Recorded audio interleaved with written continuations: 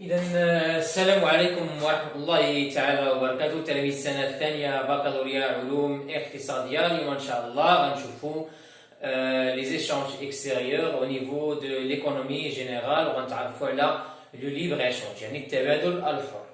أول حاجة غادي نبداو بها هي la définition ديال le libre échange. Donc c'est la libre circulation des produits, des capitaux, des hommes et de la monnaie. يعني التبادل الحر كيقوم على واحد المبدا ديال لا ليبر سيركيلاسيون، يعني التبادل ديال السلع ديال لي كابيتو ديال رؤوس الاموال وديال لا مونيت اي دي زون. يعني مثلا التبادل الحر او نيفو ديال البرودوي يعني حريه دخول وخروج السلع، يعني حريه التبادل ديال السلع ما بين الدول. دي كابيتو مثلا التبادل الحر في مجال ديال لي كابيتو ديال رؤوس الاموال، يعني مثلا دوله ممكن انها دير الشركه ديالها في دوله اخرى وتلك الدوله الاخرى ممكن انها دير الشركه في دوله اخرى، يعني هناك التبادل ديال رؤوس الاموال. دي زون يعني الهجره ما بين دولتين يعني بدون قيود كتسمى ليغ échange. اي لا سيركيلاسيون اوسي دو لا موني.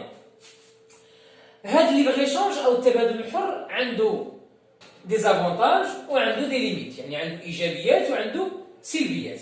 من بين الايجابيات ديال الليبر échange عندنا لا بيس دي كو دو برودكسيون، يعني انخفاض التكلفه ديال الانتاج.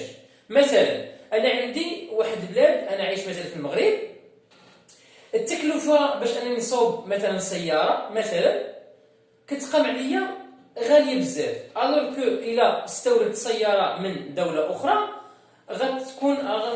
غتقام عليا بتكلفه اقل من التكلفه لانني غنصنعها في البلاد عندي في المغرب. دونك هذه هي المعنى ديال لا بيس دي كو دو برودكسيون. عندنا لا ستيمولاسيون دو لينوفاسيون، شيء طبيعي لان ملي كيدخلوا سلع ديال دوله اجنبيه للبلاد عندنا راه كتشجع المنافسه، وبالتالي كتخلق لنا واحد النوع من التجديد في لي برودوي. يعني الشركات اللي عندنا مثلا في المغرب جات مثلا شركه اخرى منافسه ديال واحد لو برودوي، جاب لنا واحد البرودوي للبلاد عندنا، الوغ هذاك البرودوي يعني غيبغيو المغاربه، الوغ الشركات المنافسه غتحاول تصنع منتوج اللي عنده مواصفات مميزات احسن من المنتوج اللي جا من على برا، وبالتالي غتخلق لنا واحد النوع من لينوفاسيون. عندنا لاميليوراسيون دي بوفوار داشا، يعني تحسين القدره الشرائيه من طبيعه الحال، لان مثلا في الشين مثلا السلع اللي كتجي من لاشين كتميز بواحد الثمن اللي هو قليل بزاف، يعني الثمن ديالها كيكون منخفض مقارنه مع الاسمده الموجوده في السوق عندنا في المغرب، وبالتالي كتخلق لنا واحد التحسين، يعني كتحسن من القدره الشرائيه ديال المواطنين. الوغ المواطن يحاول يشري بثمن اقل، الوغ غيمشي يعني يشري السلعه ديال الصين، الوغ احسن ما يشري السلعه ديال المغرب اللي كتقام عليه يعني بواحد الثمن اللي مرتفع شويه. وعندنا لا كرياسيون دومبلوا. من طبيعه الحال دابا نفترضوا مثلا ان الشركه ديال بيم مثلا ملي جات المغرب جات من تركيا، لان المغرب مع تركيا داير واحد الاتفاقيه ديال التبادل الحر.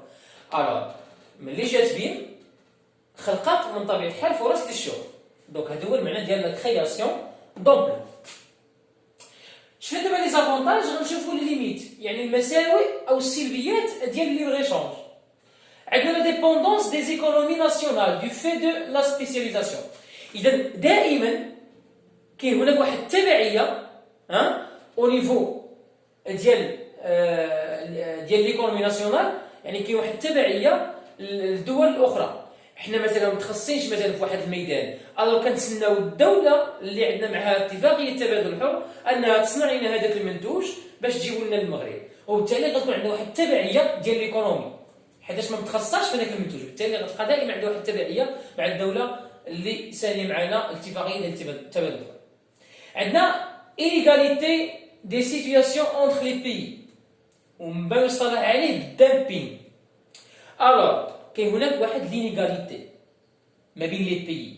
كيفاش هاد لي زينيغاليتي؟ شنو هو الدامبينغ؟ الدامبينغ يعني كتجي اون اونتربريز من على برا كتدخل للمغرب كدير واحد الثمن يعني طايح بزاف بحال كتبيع بالخساره. الوغ ملي كتبيع هي بالخساره الشركات المنافسه الوطنيه المنافسه كتكون في واحد الوضع اللي ماشي هو هذاك، لان هي الشركات المنافسه الوطنيه المنافسه كتخاب عليها يعني التكلفه ديال انتاج واحد المنتوج تكلفه عاليه.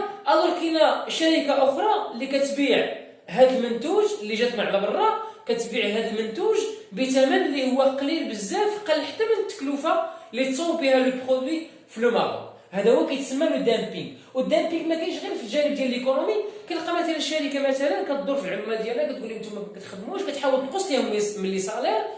دونك هذا كيتسمى لو دامبينغ سوسيال. لو دامبينغ سوسيال يعني شنو هي الدامبينغ؟ من جات من الكلمه الانجليزيه ديال تو دامب.